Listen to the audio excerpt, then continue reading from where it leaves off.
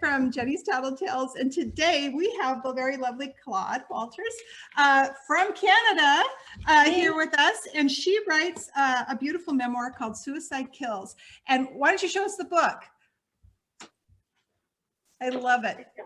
It's a beautiful, beautiful cover, and I like the idea of it. Kind of, you said there's a kernel, kind of got death, but it really is kind of the seed that comes from that has that makes this just so beautiful. I love that. Well, like I said, it's not the Suicide Kills is of course eye-catching, and you know, when people read that, the first thing is like, yeah, duh, you know. So it has that impact of, it makes you kind of think. But the book, I think, is more about the subtitle, which is Powerless to Powerful, and this is why I chose that, because even though here it may look as it's dying, it's not, it's hibernating. So I really wanted to represent nature and the seasons of nature, which correlates with the seasons of life as you grow. You know, a lot of our stuff is in hibernation sometimes, and it takes a while for our authentic self to evolve and to bloom sometimes. I love what you just said there, that it isn't death, it's hibernation. That's actually very, very beautiful, because I think a lot of times people don't see, you know, that tomorrow is another day, or you know, there's it is asleep right now, and maybe it's you know, especially with circumstances, some of the circumstances out there, there's a lot of issues like this where it's kind of hard to see the light through the tunnel. So that's a lovely way to put it, the hibernation. That's great. I think so. Yeah. I think right now how we're and mental health, unfortunately, is huge right now, and especially in the last 16 months, people have, even certain people that were close to the cliff are now really, really close to it because of this isolation. But on the other side, you can watch that happen this way, or you can say, well, evolution is progressive in isolation, because you need to isolate yourself sometimes, because we're so influenced by the conditions of our environment sometimes that we don't take that step back for ourselves and take that time off for ourselves. So now we've almost been forced into a self-isolating self-reflection. And I think it's a good time. You can either wallow, or you can decide that, well, okay, I'm going to take that time away from everything and everyone, and I'm going to finally take the time to give myself a little self-love and deepen my relationship with myself. I love that. Yeah, that's very, very. What inspires you? What inspires you in your life? And I mean, obviously your life has inspired the writing, but what is it? What inspires you in your life? God. Oh. I call it whatever you want to call it. I mean, you know, some people call it God, some people call it entity, some people call it, you know, we all have that light. And to me, that presence, and that wholesome presence, that's that seed within you, that makes it that you're never alone. You never feel alone. And I think that's what inspires me, because when you peel everything off, that spirit, you know, when you say what inspires you, well, inspires is in spirit, right? That's what it kind of spells out to me. And especially as an artist, a lot of times we'll be writing or we'll be creating music, and we'll get lost in that trance-like state, which I call in spirit, because you're tapping into a whole different realm than what this reality is. You're tapping into very different layers of this life that not everyone has access to. Yeah. But as an artist, you must tap into that depth in order to really bring something of value out, so that others can relate to it and connect to it. Yeah, I like that.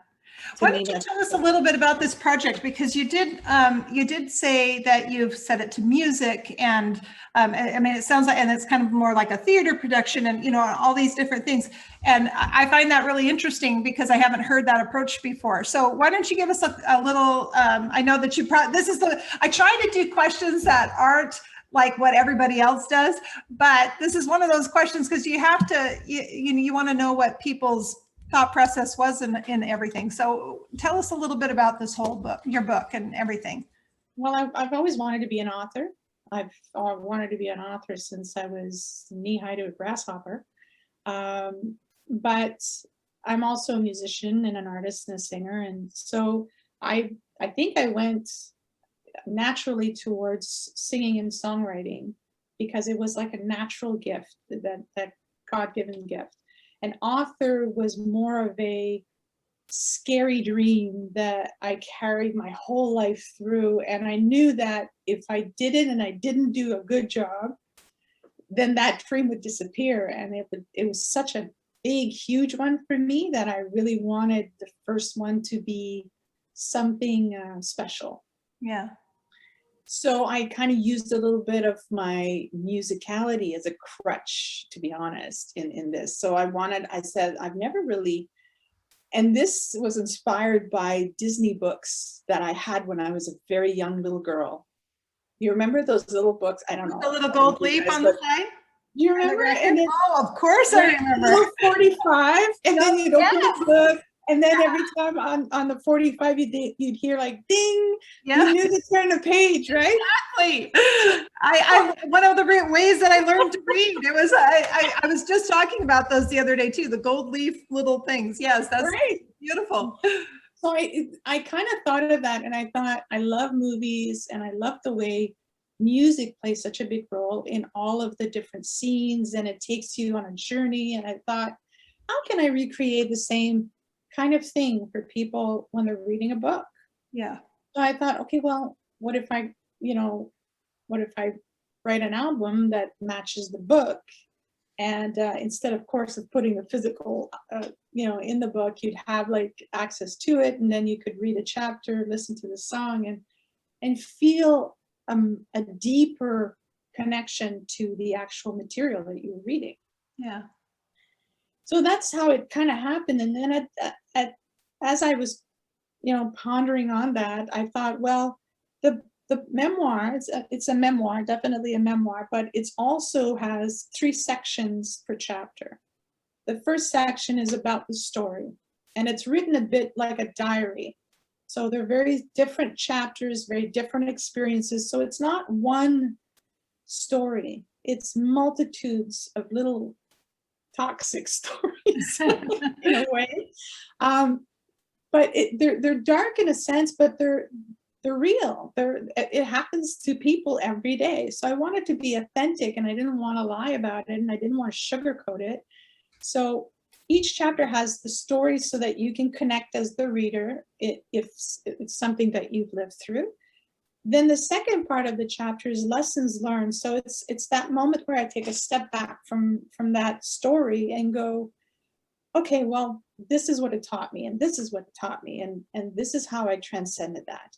And then at the end, you have sort of tools that I use to actually get myself out of that funk. Oh, wow. So it's kind of it's a really cool way of presenting something. So it's sort of a book that you're going to stick to next to your bed, and you're going to kind of like, when you're going through something that's mentioned in there, you're going to go in and you're going to go, okay, well, what did she do? How did she do it? And once I finished writing the book, I thought, well, the exercises and tools are not deep enough for me. I want to give them more. So then I created the whole online course that actually takes you through, the journaling and the different tools, and it has all the beautiful journals that I created. And so I wanted that whole experience. I wanted somebody to take it, work it, and really have a movement, an evolution of their own self at the end of it. So that they could really experience an aha moment, but for themselves, So I see this book and the whole project as a bit of a lighthouse for all those out in the storm. Oh, I love that. It's kind of something that you can focus on. It can bring you home. Well, I think that's a really innovative way to do it too, when you bring music into it as well. That's fascinating. I've never seen that. I have never seen that either. And that's a really It's Disney. Yeah, it's Disney. That's it. They are so good for so many things. And music really is such a, I mean, it's a personal thing. And sometimes, you know, like when I am speaking with people, I often get tongue tied and those kinds of things. But when I write everything down, it's just a better avenue for me. And I would imagine through music, you get to do that not only through the words, but you also get to do it through the music that you design and create. So that's amazing. And it was really different because usually my whole life, I've been writing for 20 years now on music, and it's always been a, you know, a 2 o'clock in the morning thing, waking up from a dream and the whole song was there. Yeah. I purposely strayed away from that for this book and actually used a whole different way of writing, and I used imagery. So I went on Pinterest and I picked images that I felt connected to the content that I was talking about. I used those images and wrote the lyrics, and then I found the music afterwards. So it was a completely different, I really wanted to be out of my comfort zone. I wanted this to be innovative in every single, you know, layer of it. So I think at the end, it completely created something very different than what I'm used to doing. Oh, very special. Yeah, that's really wonderful. You said that you have been a writer for 20 years. Is that right? Yes.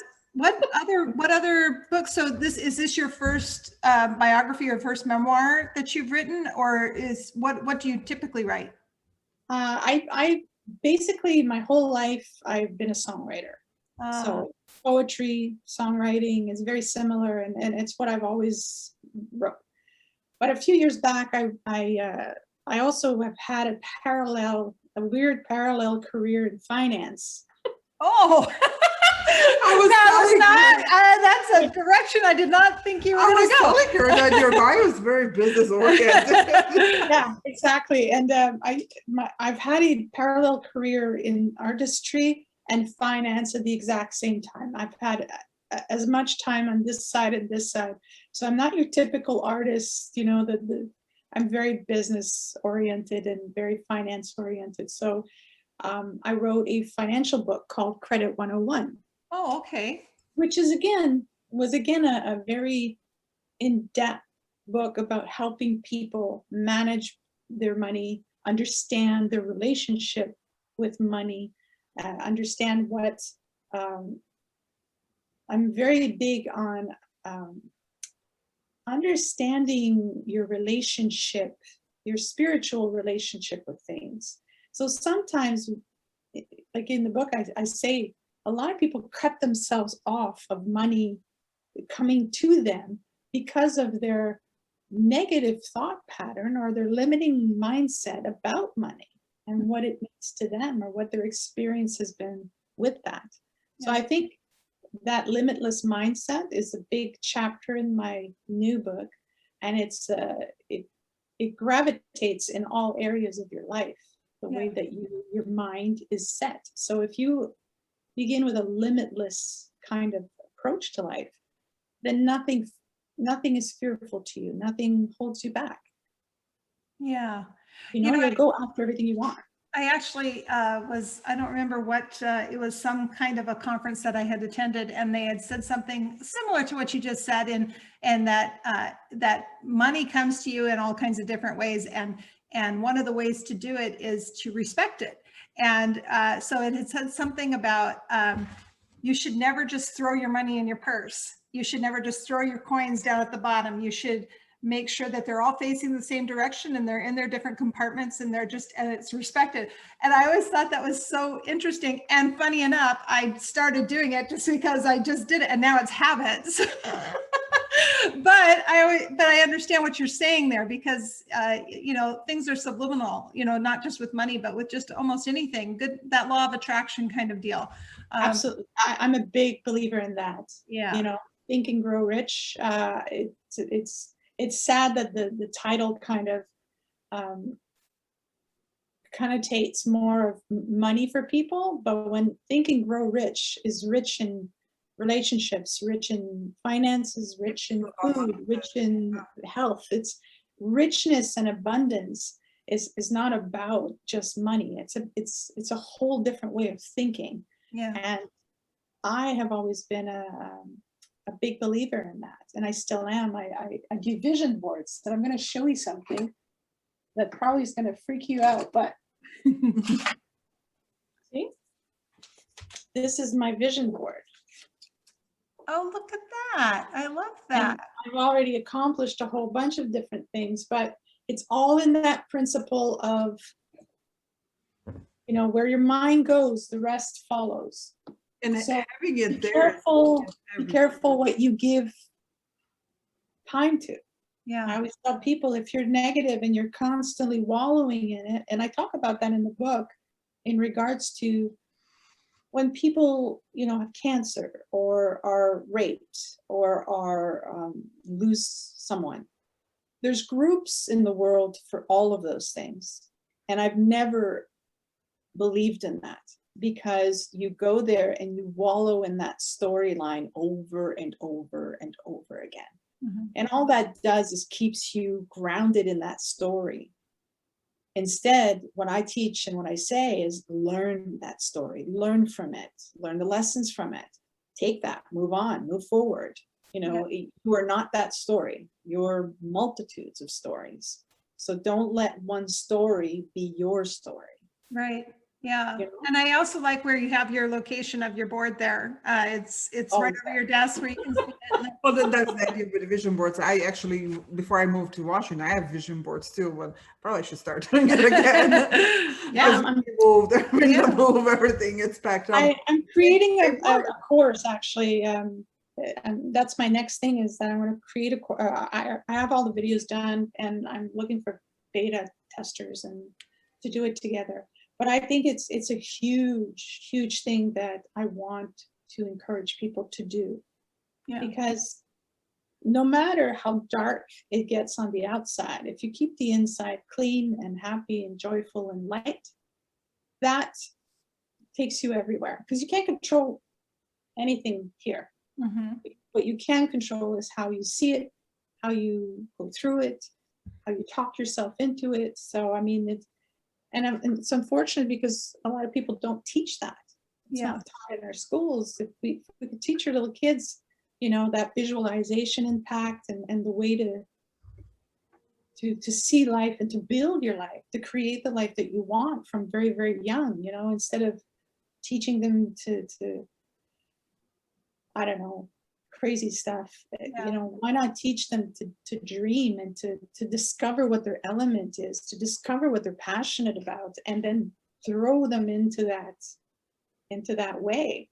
It's funny, when I'm older, I think, than both of you, but when back in my day, back in my day, we had home ec classes, and we had exploring childbirth, or exploring childhood, or exploring, you know, we had all those classes where I think that was still kind of cultivated and talked about. And, you know, we talked about suicide in our classrooms and stuff, because it was a real issue for children and teenagers and things like that. So we had life skills being taught to us when I was in high school and middle school. I don't think that they have those classes anymore. I don't think they teach you how to cook. I don't think they teach you how to sew anymore. I don't think they teach you life skills. You know, I was just in a wedding and nobody knew how to sew, and we had an issue with one of the dresses, and nobody knew how to sew. So it's interesting, the things that we have chosen to take out of our education process and the things we put in. So I agree with that. I think that's absolutely true. I think the unfortunate thing is that the government have taken to, and I won't get into that political stuff, but I think the government has taken over our school system in creating slave-like workers instead of critical, independent minds. That's my opinion. And I mean, I don't. I agree with that, because people are not encouraged to think. They're encouraged to follow the rules, learn how to follow. Exactly. I mean, I have a a high school diploma, and that's about it. And I hated school, and it was just such a restrictive, limiting environment for me. And in the last 10, 15 years, I've learned more just by having access to a computer and Google and like just taking courses that I was passionate about. And all of a sudden I have all these different things that I'm doing that I never thought possible. And again, it's about finding what you love and what you brings you joy, because when you're doing that, you'll never have to work a day in your life. Yeah. Because it'll always be about evolution and discovery, which is what life should be about, right? I love that. I love that. I love that. Let's see. How about what is or finish this sentence for me. My life would be absolutely complete if. Oh, wow. Yikes. Yeah, we're going deep. Because there's not one thing, there's so many things. Jesus. I really, you see, my life is so full that I don't feel an incompleteness. So it's very That's a great answer. It's hard for me to answer that, to be honest. You just did. You answered it. That was so I'm happy. So in terms of the book that you've written, and you know, now we're finding ourselves in some really trying times, and you know, suicide rates are very, very high. You know, domestic violence is very high. There is a lot of just, I don't know, mental health issues, I think, that are going on with the closures and stuff like that. What kind of advice would you give in this COVID-driven kind of world right now, in terms of, you know, you're in Canada, you guys are still shut down. What, you know, what's your tips for getting through something like that and staying light and trying to find that hope? Mindset. It's all about mindset. It's about how you, if you change the way you look at things, the things you look at change. So if I look at this isolation and look at all the things I can't do, that's one mindset. It's one way of looking at things. But then I can look at, okay, well, it's giving me a chance to go inwards. It's giving me a chance to have an excuse not to see anybody. The way, I mean, you know, it's like we are such people that we love people, we love connecting, we love hugging, we love touching. And it's so hard for us as human beings, especially women, to not put everybody else's needs first. Well, if today I can't go to you, I can't go to this person, I can't go to that person. So in a way, the universe is telling you to go inward and to build that up. So I would say to people, stop looking at what you can't do right now.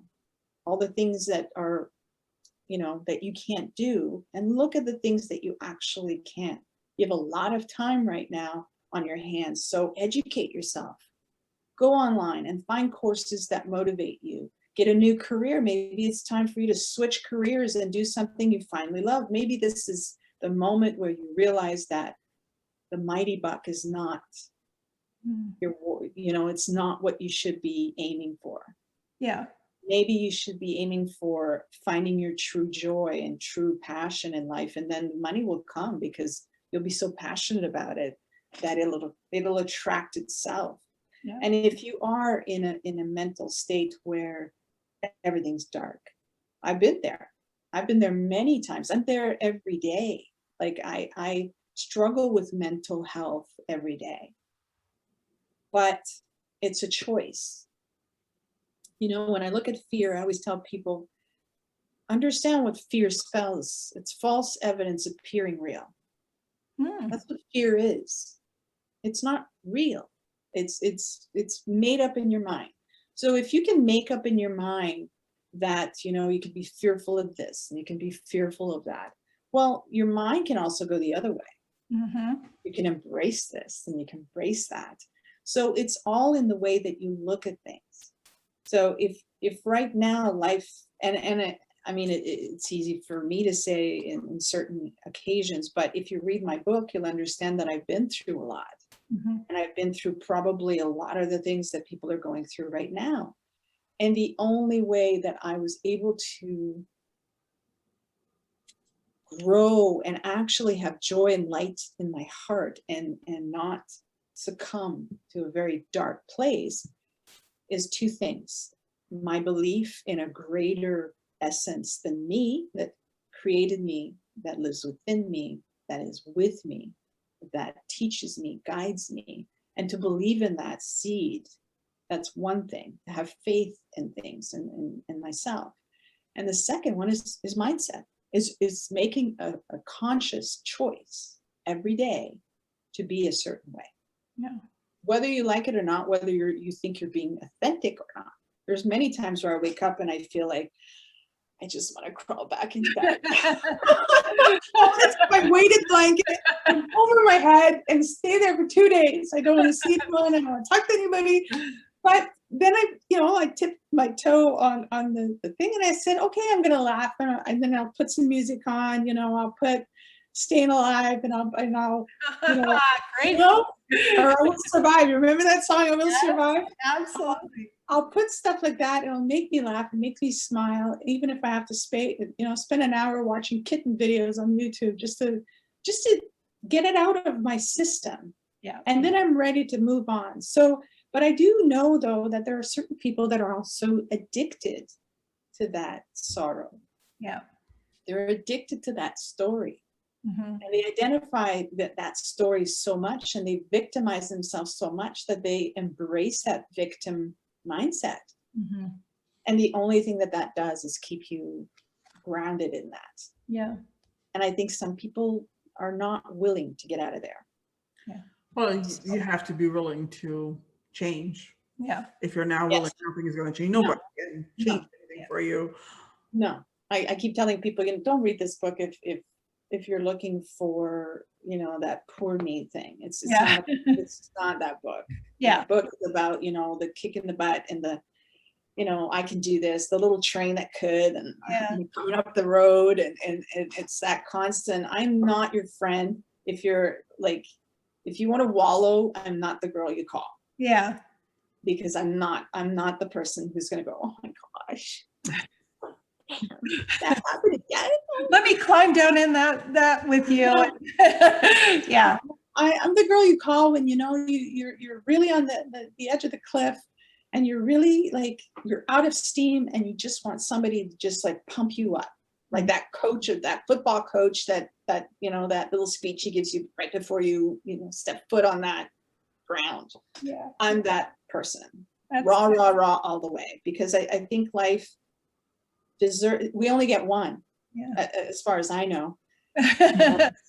Right. And I think it's worth exploring it to its fullest and we forget that we are what we are. I've read a wonderful book that I suggest you guys read from Og Mandino. It's called The Greatest Miracle. And it is absolutely fantastic. And it's if you get it in audio form, it's even more passionate because it's like God's voice. Oh.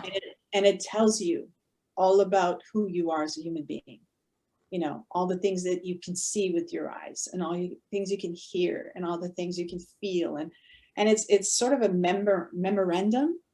Oh. So it's a beautiful spiel about what it is to be a human being.